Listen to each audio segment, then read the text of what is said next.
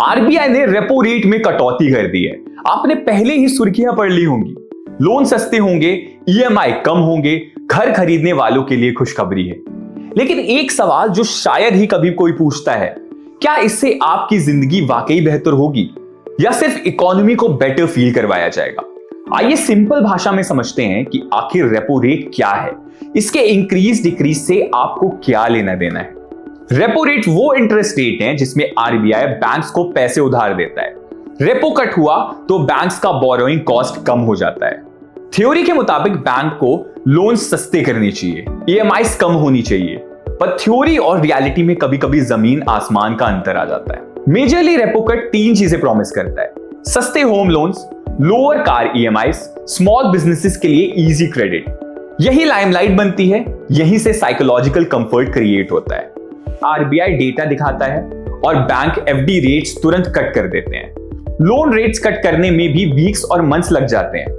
पिछले repo rate cut में सिर्फ 60 to 70% बेनिफिट बोरोवर्स तक पास हुआ। कभी कभी उससे भी कम होता है, मतलब सेविंग्स का रिटर्न पहले गिरता है, ईएमआई रिलीफ या तो बाद में मिलती है या कभी नहीं मिलती है। तो चलिए एग्जांपल से नंबर समझते हैं। 40 लाख रुपए के होम लोन पर 0.25% रेपो रेट से ईएमआई 800 से 2000 रुपए तक कम हो सकता है, लेकिन सिर्फ तब जब लोन फ्लोटिंग, बैंक रेट पास करे और आपके रीसेट तुरंत लग जाए। पर्सनल लोन्स और क्रेडिट कार्ड्स पर इंपैक्ट लगभग 0 होता है।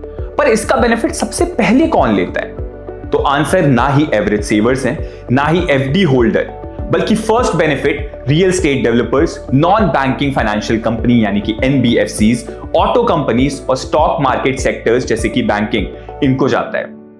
मतलब सिंपल है, जितने भी बड़े बोरोवर्स होते हैं वो सबसे पहले बेनिफिट ले जाते हैं। रिटेल कस्टमर बाद में लाइन में खड़ा होता है। तो जो भी मैंने अभी आपको बताया उसकी पिक्चर इतनी सिंपल नहीं है। रेपो रेट कट के बेनिफिट्स के साथ कुछ साइलेंट कॉस्ट भी आते हैं जो हेडलाइंस में नहीं दिखते पर पॉकेट में जरूर फील होते हैं।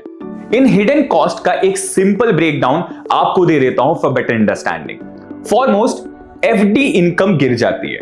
रेपो कट होते ही बैंक सबसे पहले एफडी रेट्स कम कर देते हैं, मतलब आपकी फिक्स्ड सेफ इनकम तुरंत घट जाती है, खास करके सीनियर सिटीजन्स के लिए।